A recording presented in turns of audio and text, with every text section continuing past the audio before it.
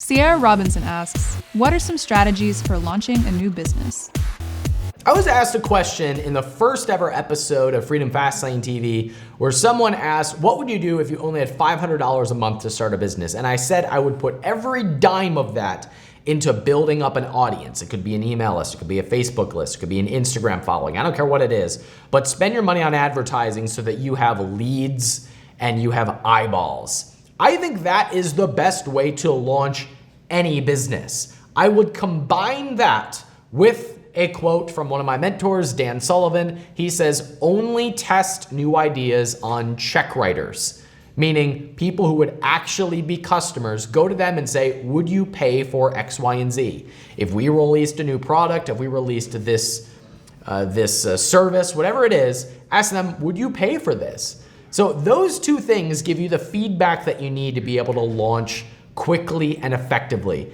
It is a huge shot in the arm to launch a business with customers and take sales out of the gate. We will go through a case study later in this episode about doing exactly that, because the biggest fear any new entrepreneur has is I'm gonna put all of this work, I'm gonna put all this effort into a thing that nobody wants but me, and then we're gonna hit store shelves or Amazon shelves and no one's gonna buy it. I'm gonna put all this blood, sweat, tears, and money into this thing that nobody wants.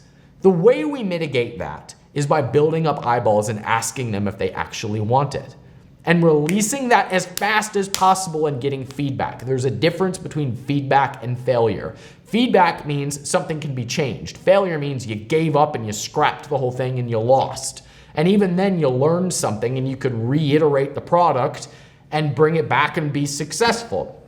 But putting it out there in front of eyeballs is the thing that will make you launch fastest and be the most profitable, because you have feedback and customers from day one. It's the thing that I think most people get wrong the most in business, is they ignore the fact that they can collect leads and eyeballs and put a product out there really quickly. Look, it is 2017. You have things like Kickstarter. You don't even need to have an inventory order. You just need to have a prototype and you get in front of eyeballs, which, by the way, it's a lot faster and more profitable to do a Kickstarter if you've got eyeballs as well, because you can mail your list to the Kickstarter and really get things moving. We did a podcast episode about this with John Lee Dumas, where he launched a book to his audience on Kickstarter and had a 6-figure launch of a freaking book on Kickstarter. Amazing times that we live in.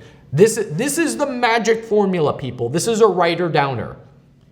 Audience plus channel plus good product equals $1 million business. There you go. There's all the secrets. We've created over 100 millionaires with this magic formula, and that's all that it takes.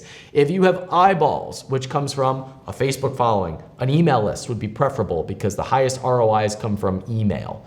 Actually, email outpulls social like 5-to-1. Anyway, having the audience, having the eyeballs, having the channel, Amazon, Kickstarter, retail, the place where you're taking the sale where people are already going, combine those with a really good product people want to come back for, you have $1 million business. You are knighted. Happy Millionaire Day. You get to be a millionaire. You have the formula. That's what it takes. That is the provable model to launching a new business. And every time you roll out a new product, it gets easier because you have more eyeballs, you have more provable concepts, you have more of an established presence in that channel.